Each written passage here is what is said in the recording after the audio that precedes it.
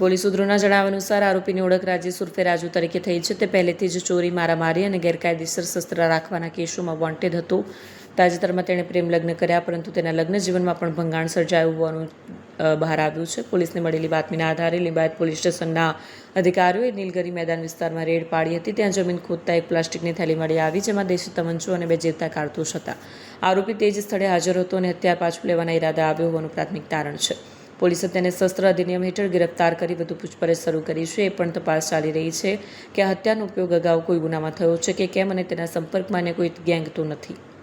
આજે પોલીસે આરોપીને ઘટના સ્થળે લઈ જઈને રિકન્સ્ટ્રક્શન કર્યું હતું. આજરોજ સવારે વહેલા 5 વાગ્યે લિંબાયત નાઇટ પોલીસ પેટ્રોલિંગની ટીમને એક બાતમી મળે કે એક ઇસમ પોતાના કમરના ભાગે કોઈ હથિયાર લઈ અને લિંબાયત વિસ્તારની અંદર આટાફેરા મારી રહ્યો છે. જે માહિતીના આધારે લિંબાયત પોલીસ દ્વારા આરોપીની પકડ કરવામાં આવી.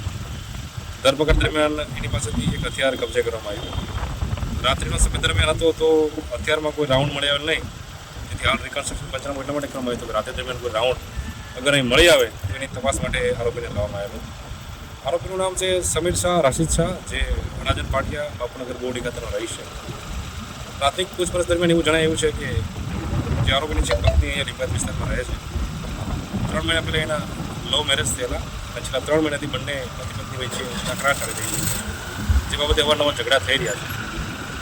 ઝઘડાના કારણે આરોપી લિંબાયત વિસ્તારમાં આવેલો હથિયાર ક્યાંથી લાવ્યો છે અને શા કારણે લાવ્યો હતો એ બાબતની હાલ તપાસ ચાલી રહી છે. આરોપીની રિમાન્ડની પ્રક્રિયા હાલ ચાલી રહી છે. પછી આરોપીને કોર્ટની અંદર રજૂ કરવામાં આવશે અને નામદાર કોર્ટ પાસે રિમાન્ડ માંગશે. સાહેબ, કઈ ઇતિહાસ ગુનાહિત ઇતિહાસ છે આરોપી વિરુદ્ધમાં હત્યાની કોશિશનો સલામતીપુરમાં 2024માં ગુનો દાખલ થયો છે.